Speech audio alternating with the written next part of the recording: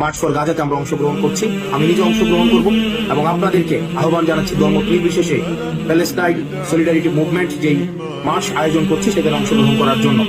আগামী 12 এপ্রিল শনিবার বিকেল 3টায় শাহবাগ থেকে মানিক মিয়া অ্যাভিনিউ অভিমুখে মার্চ ফর গাজা শিরোনামে একটি কর্মসূচি আয়োজিত হতে যাচ্ছে। আসলে আমরা সবাই মিলে সর্বস্তরের মানুষ এই বিক্ষোভ মিছিলে অংশগ্রহণ।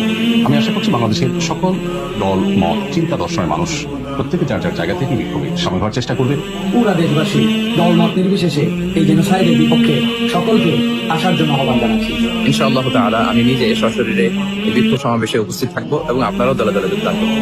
মানবতার পক্ষে, ন্যায়ের পক্ষে, গাজাবাসীদের সমর্থনে দল মত জাতি বর্ণ পেশা নির্বিশেষে সবাইকে এই প্রোটেস্টে অংশগ্রহণের জন্য আমি উদাত্ত আহ্বান জানাচ্ছি। আমি এই বিক্ষোভ সমাবেশে অংশগ্রহণ করব।